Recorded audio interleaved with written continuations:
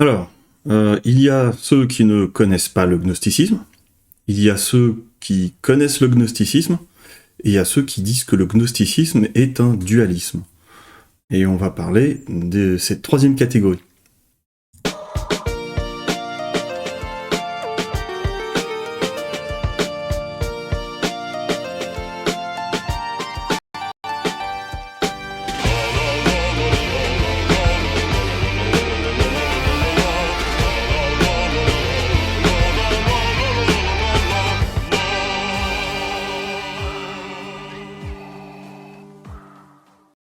Bon. Alors, vous faites peut-être partie de cette catégorie de personnes qui disent que le gnosticisme est un dualisme. Généralement, ça se présente en disant, voilà, le gnosticisme, c'est l'opposition entre un dieu bon et un dieu mauvais. Eh bien, c'est une erreur, et je vais l'expliquer ici.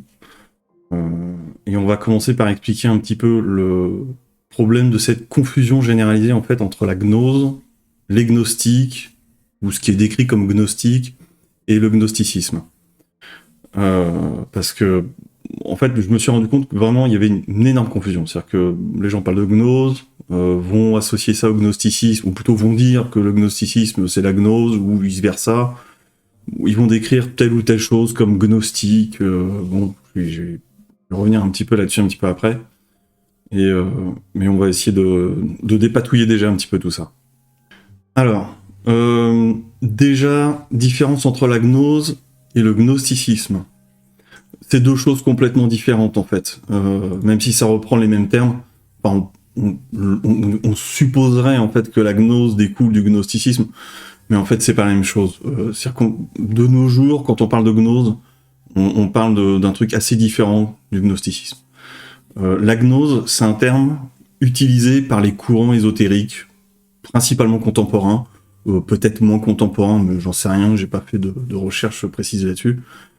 Toujours est-il que, voilà, ça se réfère en fait à une connaissance cachée ou secrète, à des rites occultes, à des connaissances sacrées, de manière générale. Ça renvoie pas forcément à un courant particulier. D'ailleurs, quand les gens vont parler de gnose, en fait, en général, ça va chercher tous les syncrétismes possibles, l'Égypte antique, la Kabbale juive, ça va donner des choses comme la franc-maçonnerie, la Rose-Croix, etc. Donc il y en a pour tous les goûts.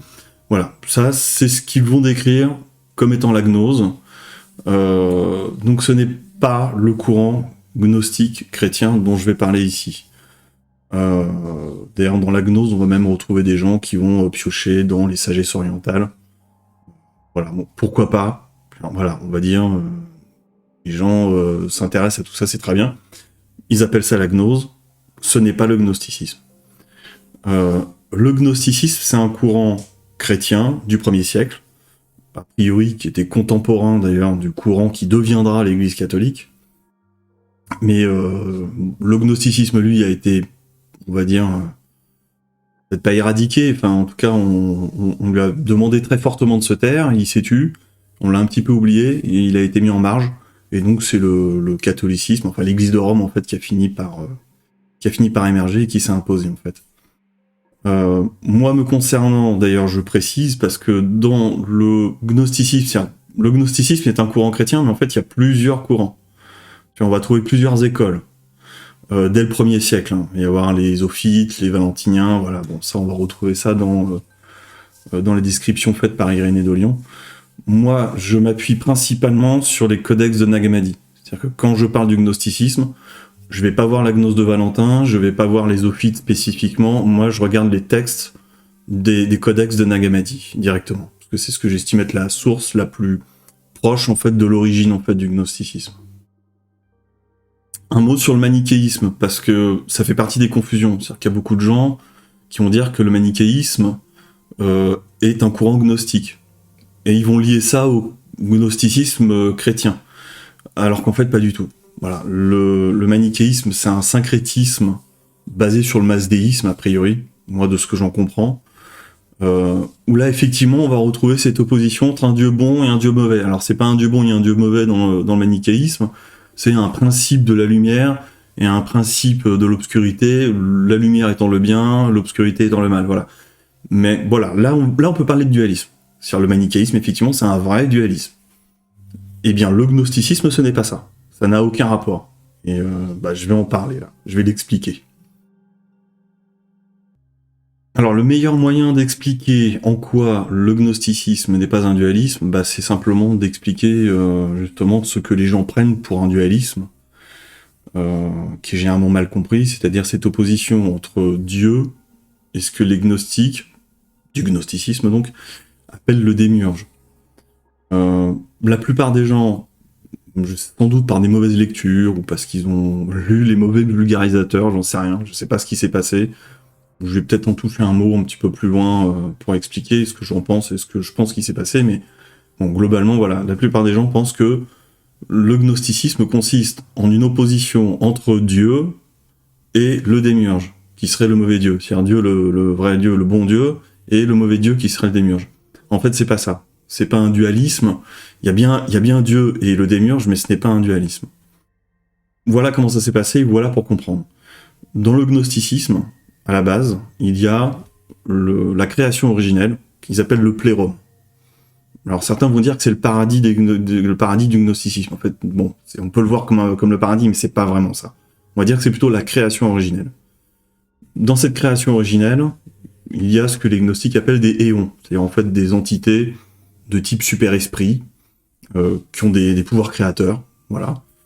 Et un de ces éons, Sophia, va décider de son propre chef, sans l'accord de sa contrepartie masculine. Parce que oui, les éons ont une partie féminine et masculine. C'est un dualisme, mais c'est pas central dans le gnosticisme. Donc j'y reviendrai peut-être plus tard. C'est pas ça la question en fait. Donc en gros, Sophia décide d'engendrer de son propre chef quelque chose. Elle décide de créer quelque chose dans le plérum. Il se trouve que comme elle le fait sans le conseil en fait et sans l'accord de sa contrepartie masculine, elle va créer quelque chose de difforme. Cette chose difforme, c'est le démiurge. Voilà. Et ce démiurge va se créer lui-même un monde. Ce monde, c'est le monde de la matière dans lequel nous sommes. Alors on comprend bien par là qu'en réalité, il ne s'agit pas du tout d'un dualisme entre le démiurge et Dieu, puisqu'en fait, le démiurge n'est qu'une création, en fait. C'est une création d'un éon. C'est-à-dire qu'en fait, c'est un dérivé de la création. D'accord ? C'est la création originelle. Le démiurge est créé par Sophia. Le démiurge se crée un univers lui-même au sein de la création. D'accord ? On pourrait dire que, d'une certaine manière, le démiurge est un programme corrompu du système. C'est-à-dire que c'est comme si vous disiez que, par exemple, vous avez un programme dans votre système d'exploitation d'ordinateur qui ne fonctionne pas bien. Ce programme serait le principe du mal et le système serait le principe du bien. Non, ça marche pas. En réalité, c'est juste un programme corrompu dans le système. Voilà, c'est pas le mal, il est pas opposé au système, c'est juste qu'il marche mal. Une autre façon de le voir, c'est de dire que c'est une tumeur cancéreuse en fait dans un organisme sain. C'est-à-dire, la tumeur n'est pas le principe du malin, n'est pas le mal absolu opposé au bien absolu. C'est juste qu'il y a un organisme sain, et dans cet organisme sain, il y a une tumeur. Voilà. Donc ça pose problème effectivement. C'est pas voilà, on va pas dire que c'est formidable puisque c'est une erreur. D'ailleurs, les gnostiques le décrivent comme une erreur, c'est-à-dire comme quelque chose qui n'aurait donc pas vraiment dû arriver, comme quelque chose de difforme. Mais ce n'est pas l'incarnation du mal et ce n'est pas en opposition avec Dieu. En revanche, le démiurge lui se prend pour Dieu, c'est-à-dire comme il est ignorant, comme il a été, on va dire, rejeté dans les ténèbres. Là aussi, je reviendrai sur les ténèbres parce que on va me dire que c'est un dualisme, mais oui et non. Donc, le démiurge étant été rejeté dans les ténèbres, il n'est pas conscient, en fait, du plérum. C'est-à-dire qu'il ne voit pas le plérum. Et c'est à cause de ça qu'il va se prendre pour Dieu. Et c'est parce qu'il se prend pour Dieu qu'il va se créer sa création, puisqu'il est seul avec lui-même. Voilà, il a été isolé, en fait, du reste de la création, et il s'est créé un monde à lui. Et donc, comme j'ai dit tout à l'heure, ce monde qu'il s'est créé, nous sommes à l'intérieur. Alors, pareil, on va revenir aussi sur la démarche du gnosticisme pour essayer de comprendre en quoi c'est pas un dualisme en fait, parce que là aussi il y a des problèmes de compréhension par rapport à ça. Le gnosticisme ne propose pas de cadre moral. Contrairement aux religions, à plein d'autres religions où justement il va y avoir en fait, on va dire voilà, il y a le bien, le mal, faut faire le bien, faut pas faire le mal, etc. Bon, en fait le gnosticisme, il en parle pratiquement pas. C'est pas son propos. Le gnosticisme n'est pas là pour dire voilà, il faut faire le bien pour machin, ou il faut éviter de faire le mal, ou... Non, le gnosticisme, en fait, je veux dire, ces questions-là ne l'intéressent même pas. Les textes gnostiques, en fait, arrivent et disent simplement voilà comment ça s'est passé, voilà où vous en êtes, éventuellement, voilà comment vous en sortir. Il n'est pas question de dire voilà, c'est bien, c'est mal. À la limite, ils vont décrire effectivement le monde matériel comme étant une déchéance, puisque on va dire, dans leur vision des choses, effectivement, le monde matériel est une déchéance. C'est-à-dire que c'est une erreur, et c'est le produit d'une erreur, et de quelque chose qui ne devrait pas être, et qui est accessoirement désagréable à vivre. Après, là-dessus, chacun jugera si c'est désagréable à vivre ou pas. Pour certains, c'est plus agréable que d'autres, a priori, de toute façon. Mais il n'y a pas de jugement moral par rapport à ça. Il n'y a pas, en fait, de cadre moral qui va dire, voilà, si tu vas être récompensé si tu fais le bien, puis si tu fais le mal. Il n'y a pas du tout de ça, en fait. Il n'y a même pas de guerre, en fait, d'ailleurs, entre le démiurge et Dieu. C'est pas vraiment une guerre. Parce qu'en réalité, quand ils décrivent ça, ce n'est pas un combat, on va dire, des éons du plérum contre la création démiurgique ou autre. Non. C'est le plérum sont conscients qu'il y a un problème, c'est-à-dire qu'il y a en fait une création anormale, et leur objectif, en fait, c'est de corriger ça. Avec compassion d'ailleurs. Hein. Ils le font pas en bataille rangée, ils essayent de le faire avec compassion. Ils disent voilà, nous avons un problème, il y a un monstre qui a été engendré, il faut corriger ce problème, il faut résoudre le problème. On est là-dedans en fait, on est dans la description simplement d'un accident qu'il faut réparer et dont il faut aller éventuellement sauver les victimes. Donc c'est pas une opposition, c'est pas une guerre. D'ailleurs, quand on lit les textes, finalement, on pourrait se dire que c'est un petit peu le bureau enquête accident cosmique. Hein, c'est-à-dire que c'est un petit peu comme si on avait un rapport d'enquête où on dit voilà, il s'est passé ça, il y a eu telle catastrophe a engendré telle chose, le démiurge a fait ceci et cela, et du coup on se retrouve dans telle situation catastrophique. Voilà. C'est même pas une question de... On pourrait juger évidemment, on pourrait dire voilà, bon, le démiurge est un sale con, il est méchant, il est pas gentil. Effectivement, il n'est pas décrit comme quelqu'un de vraiment sympathique, mais il n'est pas décrit comme l'incarnation du mal. Il est décrit simplement comme étant une créature difforme, qui est ignorante, et de par son ignorante, on va dire, fait du mal, si on peut dire. Mais c'est pas le principe du mal. Voilà, ouais, je vais revenir sur les dualismes, justement, qu'on va retrouver dans les textes gnostiques, parce qu'évidemment, les textes gnostiques vont quand même faire référence à certains dualismes. Bon, typiquement, par exemple, j'ai parlé des éons, les éons qui sont donc tous qui fonctionnent par paire, avec un principe masculin et féminin. C'est pas central, en fait, dans le gnosticisme. Alors, ça va l'être beaucoup plus dans la gnose de Valentin, c'est-à-dire dans le courant valentiniste. C'est un courant spécifique du gnosticisme, on va dire, qui s'est étalé sur le 2e, 3e siècle, et où là, effectivement, bon, ils vont mettre beaucoup l'emphase là-dessus. Mais en fait, en réalité, quand on regarde les codex de Nag Hammadi, c'est pas le cœur du sujet. Il est simplement décrit qu'effectivement, il y a des éons, qu'a priori, ils fonctionnent par paire, avec, on va dire, un principe masculin et féminin, et qu'ils sont censés créer, en fait, en conjonction avec le principe masculin et féminin. Mais en fait, c'est à peine évoqué. Enfin, c'est évoqué, mais sans plus. Voilà. Ça n'est évoqué principalement, en général, que pour dire que l'erreur vient du fait que Sophia, Léon Sophia, a engendré sans sa contrepartie masculine. C'est par là qu'on le sait, en fait. Voilà. Principalement. Le reste, bon, après, il peut y avoir des tas de descriptions un petit peu complexes qui vont mettre des hiérarchies d'éons en disant tel et tel ont engendré, mais c'est pareil. Là, c'est pas forcément la partie la plus intéressante, en fait. La partie la plus intéressante, je viens de la donner, en fait. Hein. Sinon, évidemment, dans le gnosticisme, on va retrouver des notions comme l'ombre et la lumière. Bon, typiquement, ils vont décrire que quand Sophia a engendré sa création, Sophia a eu honte de sa création et l'a cachée dans les ténèbres, l'a repoussée dans les ténèbres. Encore une fois, oui, évidemment, ils vont parler de lumière, ils vont parler de ténèbres.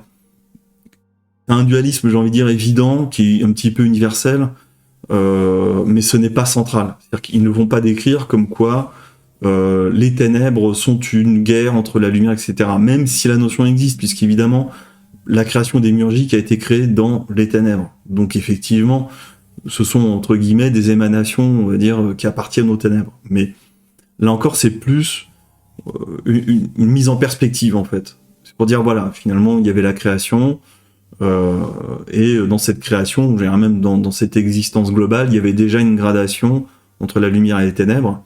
Et il se trouve que effectivement, la création démiurgique a été repoussée dans les ténèbres et s'est déployée dans les ténèbres. Voilà.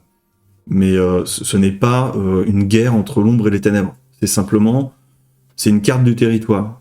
Si on dit voilà, de ce côté-là il y a la lumière, de ce côté-là il y a les ténèbres, et en gros, voilà, le démiurge, il s'est retrouvé plutôt du côté des ténèbres, et c'est par là qu'il s'est déployé. C'est plutôt ça l'idée en réalité. Donc il n'y a pas réellement de dualisme à ce niveau-là, même si c'est un dualisme, mais en même temps, bon, toute la conscience humaine est basée autour du dualisme, hein, donc bien obligé à un moment d'utiliser des notions comme ça pour essayer de s'y retrouver un peu et on va dire voilà, de donner un petit peu corps et de mettre un peu les choses dans l'espace. Sinon, on comprendrait rien. Donc, pourquoi maintenant, du coup, est-ce que les gens ont voulu interpréter un dualisme dans le gnosticisme, et principalement, en fait, entre ce dieu et le démiurge, comme je viens de le montrer, et j'espère que je l'ai correctement démontré, que ça a été compris, que ce n'est pas un dualisme, du coup. Hein. Donc, pourquoi est-ce que les gens y voient un dualisme? Moi, j'y vois deux raisons, principalement. Déjà par les ésotéristes, qui, je pense, ont préféré mal interpréter les textes, parce que les ésotéristes, eux, sont, on va dire, un petit peu obsédés par le dualisme. Car eux, ils aiment bien voir du dualisme partout. Et même au-delà du yin et yang, parce que le yin et yang, c'est une chose, mais ils ont envie de voir du dualisme. Voilà, ça fait partie de l'ésotérisme et de pas mal d'écoles à mystère. On va retrouver ça chez les francs-maçons. Je vais pas en citer d'autres, je les connais pas tous, mais bon voilà, c'est quelque chose qui est prégnant. Donc je pense que eux, quand ils ont regardé vite fait les textes ou ce qui était disponible à l'époque, parce que finalement les textes de Nag Hammadi, on les a eu que très récemment. Hein. Je pense qu'ils ont brodé en fait toute une idée en fait comme quoi le gnosticisme était un dualisme entre un dieu bon et un dieu mauvais. Probablement ils ont un petit peu mélangé ça avec le manichéisme, comme j'ai expliqué un petit peu plus haut, parce qu'ils ont un peu tout mélangé. Et donc voilà, dualisme. C'est un dualisme. L'autre partie, je pense que c'est les religieux. Donc là, ça va plutôt être on va dire les catholiques qui vont faire des critiques en fait du gnosticisme. Qui eux vont vouloir y voir du bien et du mal, c'est entre un dieu mauvais et un dieu bon, parce que finalement ils vont transposer leur propre dualisme qu'ils opèrent entre Dieu et Satan. Voilà, avec un principe du bien et un principe du mal. Alors, c'est pas totalement impertinent en fait. Hein. Effectivement, Dieu et Satan, on pourrait considérer, ouais, c'est même une bonne idée de se dire que finalement le démiurge, quelque part, c'est Satan en fait. Hein. Ça peut se défendre. Mais disons qu'eux vont préférer y voir un dualisme ignoble et odieux entre un bon Dieu et un mauvais Dieu, pour la bonne raison que dans le gnosticisme, le démiurge est le créateur du monde dans lequel on est. Et ça, un catholique, il peut pas l'encadrer. C'est pas possible. Le catholique ne peut pas supporter l'idée que le Dieu dans lequel il vive soit la création, on va dire, contrefaite. C'est-à-dire une fausse création, en fait, une création contrefaite, en fait, d'un faux Dieu. Parce que c'est ça l'idée, en fait. C'est que le démiurge, en fait, est un faux Dieu. C'est un imposteur. Il se fait passer pour le vrai Dieu. Et en gros, le gnosticisme est en train de dire aux catholiques, oui, le mec que vous lisez dans la Bible, en fait, c'est un faux Dieu. Bon, il y a des textes du Codex de Nag Hammadi qui vont clairement dans ce sens-là, qui disent que le Dieu de l'Ancien Testament, en fait, c'est le démiurge, et donc c'est un faux Dieu. Donc, évidemment, les religieux de ce niveau-là vont vouloir calquer, en fait, un dualisme plus facile à rejeter, pareil, en le mélangeant avec le manichéisme, histoire de pouvoir dire tout ça c'est moche, on n'en veut pas et on veut pas en entendre parler. D'autres raisons pour lesquelles ils veulent pas en entendre parler, mais bon. Et en plus, les religieux aiment bien les cadres moraux, c'est-à-dire eux ils ont besoin d'un cadre moral. Ils veulent qu'il y ait des récompenses pour les gentils et des punitions pour les méchants. Et c'est vrai que quand on tombe sur le gnosticisme, c'est un peu difficile à trouver. Donc je pense qu'ils ont dû se dire que c'était une bonne idée d'y voir un dualisme entre un dieu méchant et un dieu gentil, voilà. Je pense que c'est pas mal pour une première explication. J'espère que ça a été bien compris. pourvu que les gens qui n'arrêtent pas de dire que le gnosticisme est un dualisme comprennent une bonne fois pour toutes que non, ce n'est pas le propos. Voilà, je rentrerai peut-être dans les détails dans d'autres vidéos. Pour le moment, ça fait 20 minutes. Je pense que c'est déjà pas mal.